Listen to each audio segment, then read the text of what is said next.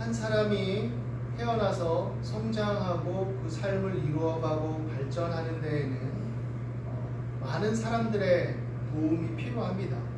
자기 혼자 이 세상에 태어나서 자기 혼자의 힘으로 그 어릴 때의 유아 때의 생명을 유지하면서 자기 혼자 장성하고 자기 혼자 힘을 얻어서 살아갈 수 있는 사람은 아무도 없죠. 그래서 아기가 태어났을 때 많은 사람들의 조력이 필요합니다. 부모가 그 아이에게 영양을 공급하고 또 몸을 돌보고 또 심지어는 배설까지도 다 체크해서 깨끗하게 씻기고 갈아주고 이렇게 해서 보호하고 양육하는 것이죠. 그래서 한 사람 누구도 그러한 보호와 양육, 때때로 그것에 약간의 결핍이 있고 문제가 있었다 할지라도 그런 손길이 전혀 없이 생겨나고 자라서 성장한 사람은 아무도 없습니다. 물론 그러한 공급과 애정과 돌봄이 많이 결핍된 사람들이 있긴 하죠. 그래서 그런 사람들이 심리적으로 또 육체적으로 상처와 손상을 입고 또 아픔을 겪는 사람도 우리 사는 이 세상에는 있죠. 그렇지만 어쨌든 그런 것들을 통해서 한 사람은 성장하고 자라나고 발전하고 자기 힘을 갖게 되죠. 그러면 주변에서 돌보고 함께 한다고 해서 이 아기, 이 아이, 이 사람에게 자기 힘과 의지가 전혀 필요 없느냐? 그건 아니죠. 자기가 살아갈 수 있는 자기만의 힘들이 그 원령 연령대에 따라서 다 요구됩니다. 자기가 배가 고파서 응애하고 울어 제낄 수 있는 힘이 있어야 돼요. 그리고 먹고 자라면서 그것이 본능적이든 어쨌든 자기 힘으로 일어서기 위해서 뒤집을 자기 의지가 있어야 됩니다. 기어갈 수 있는 생명의 어떤 발현에 자기 힘이 있어야 돼요. 일어나서 넘어질지라도 걸음마를 하고 걸을 수 있는 힘이 있어야 됩니다. 그것을 우리는 그래서 격려하고 지켜보는 거죠. 왜? 우리도 다 그렇게 성장하고 발전했으니까.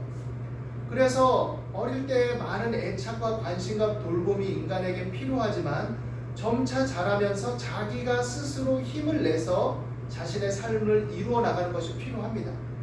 물론 성장해서도 자기 혼자 사는 것이 아니기 때문에 서로 협력하고 조율하고 이해하고 돌보고 이런 것들이 필요하죠. 그 과정에는 각자 다른 사람들이 서로 부대끼며 살아가기 때문에 좌절도 경험하게 되고 갈등도 경험하게 되고 그 속에서 타협도 배우게 되고 다른 사람을 이해하는 것도 배우게 되죠. 나를 내 마음을 내 욕망을 내가 생각하듯이 다른 사람도 그런 게 있다라는 것을 더욱 알아가게 되고 그 속에서 어떻게 조율하며 협상하며 타협하며 이해하며 살아갈 것인가라는 것들을 배워나가게 되죠. 그래서 이 과정 속에 사람에게는 좌절이라는 게 때로는 사실 그래서 필요합니다. 좌절 없이 살면 이거는 어떻게 보면 문제가 되는 거예요.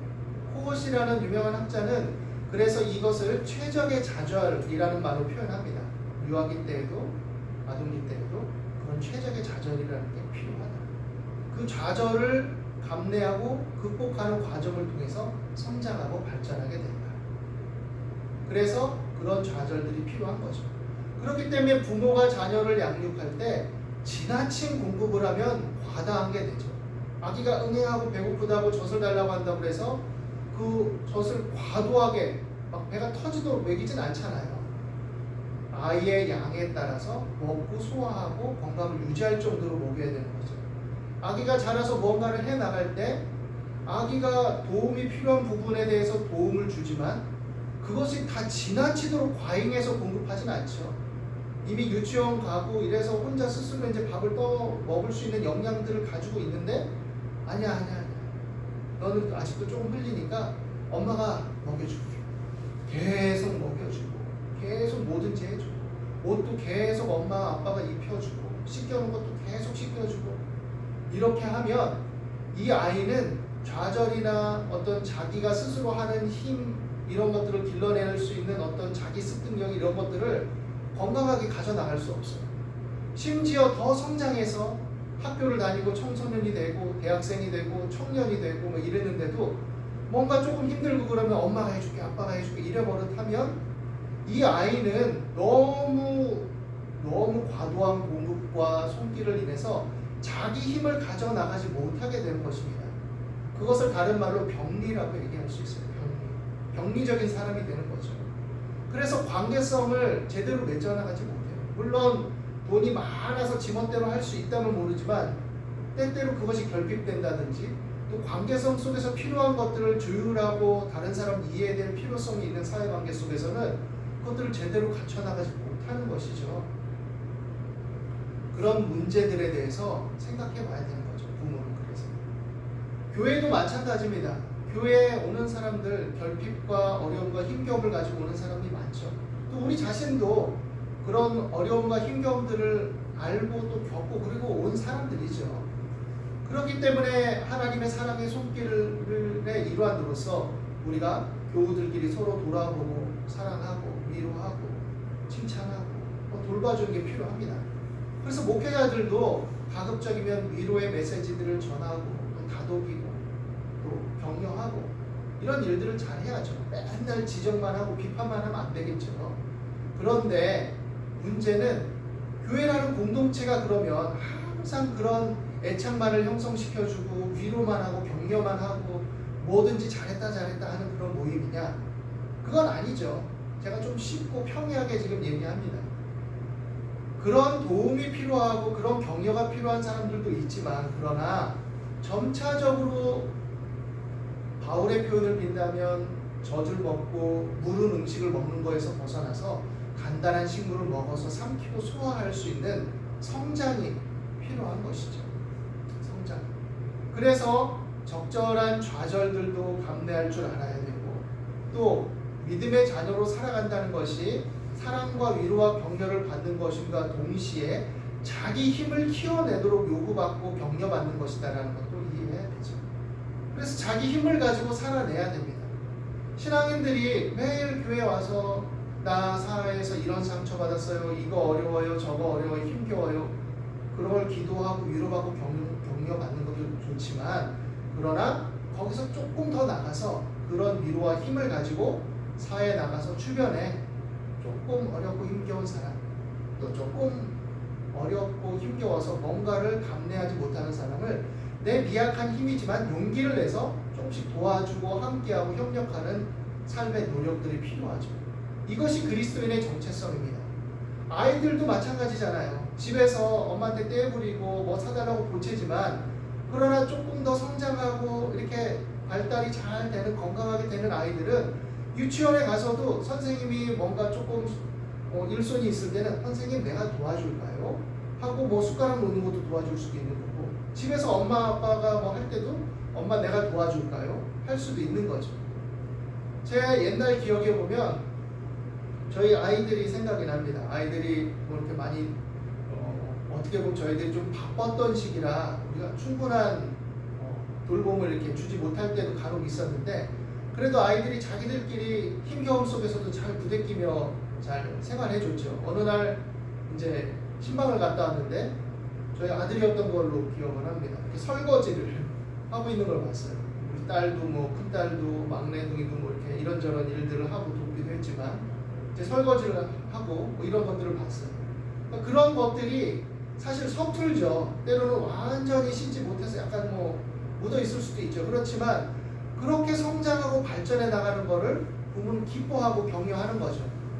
교회 안에서 성도들도 마찬가지입니다. 성도들도 건강하게 성장하고 발전하도록 서로 격려하면서 또 갈등도 좌절도 필요한 것이죠.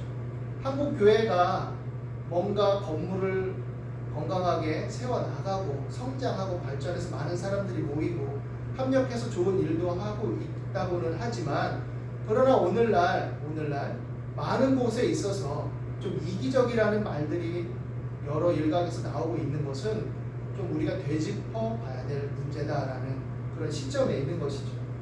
내가 위로받고 내가 힘을 얻고 내가 잘되고 다 좋지만 하나님께서 우리를 택하시고 부르신 그 목적이 주관적이고 개인적인 영역에만 있는 것이 아니라 각 성도들에게는 교회들에게는 사회적인 공공성이 요구되고 있다는 것을 알아야 됩니다. 그래서 너희는 세상의 빛과 소금이라고 했지 집안에 너희 교회 공동체 건물 안에 빛과 빛과 소금이다 이렇게 말한 게 아니죠. 세상에 나가서 빛과 소금의 역할을 하도록 우리가 뭐 한 움큼의 소금이라면 한 움큼만큼 역할하면 됩니다. 그 정도 영역 안에서 뭐 촛불과 같이 미약한 빛이라면 그 영역 안에서 그러나 그 일들을 감당해 나가는 것이죠. 냉수 한 그릇 줄 수 있는 여력이면 냉수 한 그릇 주면 되는 것이고 물론 그 모든 것의 궁극적인 판단은 하나님이 하신다는 것이죠. 오늘 말씀에 보면 아브라함이 하나님께 부름받는 소명의 기사가 나옵니다. 아브라함에게 하나님이 본토 친척, 고향과 친척과 아버지의 집을 떠나 내가 네게 보여줄 땅으로 가라 했습니다. 그리고는 내가 너로 큰 민족을 이루고 네게 복을 주어 이름을 창대하게 하고 너는 복이 될 것이다. 그래서 그런 믿음으로 살아갈 때 너는 너를 축복하는 자에게 내가 복을 주고 너를 저주하는 자에게 내가 저주할 것이다. 이 말은 무슨 의미냐면 아브라함이 하나님의 뜻과 말씀을 따라 건강하게 살아가고 그렇게 할 때 그것을 저주하고 반대하면 하나님께서 그것에 대해서 보호하고 지켜주시고 그 사람의 어떤 적대감을 하나님이 보호하고 대항해 주시겠다는 거예요. 단순 논리로 그냥 하나님이 택했으니까 무조건 하나님이 편이 되어 주실 거야 그런 의미가 아니에요. 예수님 믿으니까 세상에 나가서 아무렇게나 살아도 하나님이 다 편되어 주실 거야 이런 의미가 아닙니다. 부모들도 자녀를 양육할 때 자녀를 사랑하는 게 맞지만 밖에 나가서 지멋대로 굴고 다른 옆집 아이 막 때리고 이런다고 해서 무조건 편내주면 안 되는 거잖아요. 잘못했으면 우리 아이가 잘못했습니다. 내 아이니까 사랑하지만 내 아이가 잘못했으면 우리 아이가 잘못했습니다. 사과하고 미안합니다. 용서를 구하고 아이에게 잘잘못을 가르쳐서 집안에 내려와서 교육을 해야 되는 거죠. 하나님도 마찬가지예요. 하나님께서 아브라함에게 이렇게 복을 주셨지만 아브라함이 나아가는 여정 속에서 비록 그 주변 일경에 여러 어려움들이 있었고 치안의 문제가 있었고 그 당시에 시대상이 반영이 돼서 두려움을 느낀 나머지 아내를 누이라고 속이고 그래서 이방 왕에게 거짓말을 하고 이해가 되는 부분이죠 한편으로. 그런데 그것을 인해서 문제가 됐을 때 이방 왕이 아브라함을 책망했을 때 그 부분은 하나님이 허용하셨어요. 아브라함이 비록 두려워서였긴 했지만 거짓말하고 속인 거에 대해서는 하나님이 이방 왕의 책망을 받는 그 사회적인 관계성의 그 영역에서 그대로 놔두셨어요. 물론 나중에 개입하셨죠. 이방 왕에게 개입하셨고 또 미리 개입하셔서 아브라함의 아내인 사라에게 손대지 못하게 하셨고 또 그는 선지자이기 때문에 그 아내를 내보내주라 그렇게 얘기도 하셨지만 책망 받는 거에 대해서는 사회적 관계성 속에서 하나님이 아브라함에게 그것을 교훈 삼게 하신 겁니다. 그리스도인들도 마찬가지예요. 세상에서 살아갈 때 공공성과 도덕과 윤리와 규범들에 대한 존중할 태도를 가져야 되고 많은 사람들 교회를 다니고 안 다니고를 떠나서 하나님을 믿고 안 믿고를 떠나서 일반 상식과 원리 속에서 건강한 룰을 지키며 살아가는 것에 대해서 우리도 책임성을 가지고 참여하며 하나님의 자녀답게 하면서 기여하라라고 요구하고 계시죠. 로마서 말씀에 보면 바울이 유대인들을 책망하는 맥락에서 뭐라고 얘기하느냐 율법 없는 이방인이 하나님 주신 양심을 따라서 율법에 부합된 삶을 추구하고 그것들을 지켰다고 했을 때 율법을 자랑하는 너희가 율법을 어기고 사는 것에 대해서 책망하지 않겠냐. 하나님이 그리고 누가 옳다고 하겠냐 이런 논지가 있죠. 그렇기 때문에 너희가 율법을 받은 백성 할례 받은 백성 아브라함의 후손이라는 것만 자랑하고 떠들지 말고 어떻게 사는가 돌아보라 이 얘기죠. 그리고 사실 그렇게 봤을 때 유대인이나 이방인이나 하나님 보시기엔 다 죄인이다. 그렇기 때문에 다 자비와 긍휼과 은혜를 나타내시기를 기뻐하신 것이고 그렇기 때문에 옛적에 여러 부분과 여러 모양으로 말씀하셨던 하나님께서 예수 그리스도를 통해서 구원의 길을 활짝 여시고 선명하게 하나님의 사랑과 은혜를 나타내 주셨다라고 말씀하고 있는 것이죠. 아브라함이 하나님의 부름을 받고 독립해서 나갈 것을 요구받습니다. 그 아버지 하란도 떠날 것을 요구받아 떠나긴 했지만 갈대아 우르를 떠나서 있을 때 이 데라도 그 하란에 그냥 머물게 되죠. 그래서 하나님께서 아브라함에게 이전에 말씀하셨던 것을 상기시키시고 다시 떠날 마음을 주신 겁니다.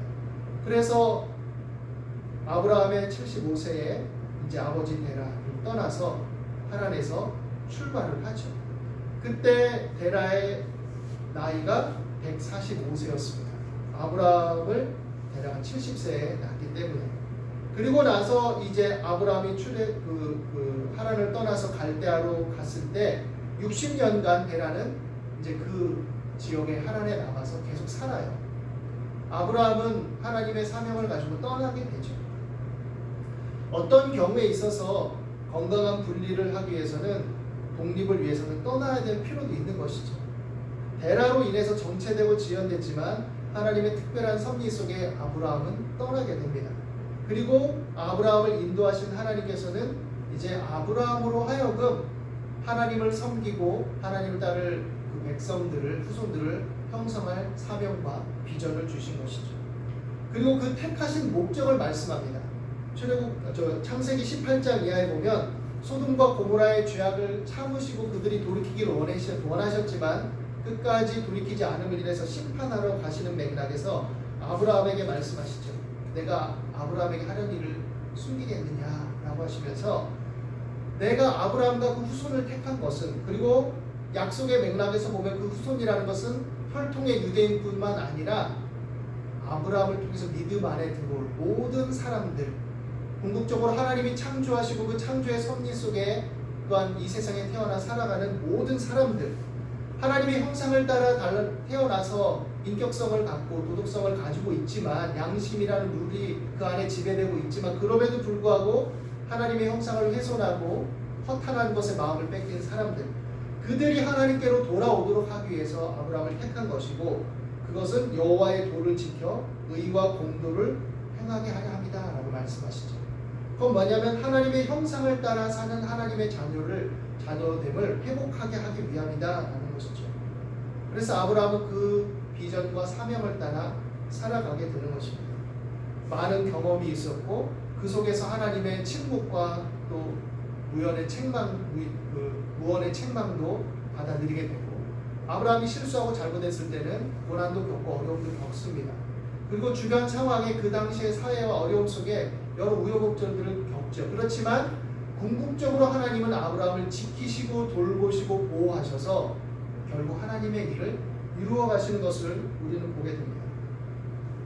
하나님의 자녀로 부름받았다는 그것은 이 세상에서 사는 것을 지금 당장 면해주는 건 아닙니다.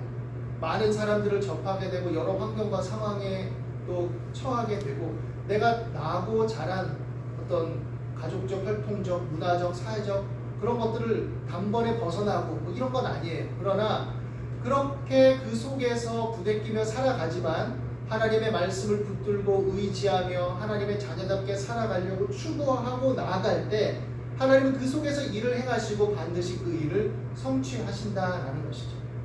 하나님의 자녀로 부름받고 그 안에 하나님의 형상을 회복하기를 요구하는 하나님의 자녀들에게 하나님의 함께 하심을 늘 맛볼 수 있게 되기를 바랍니다.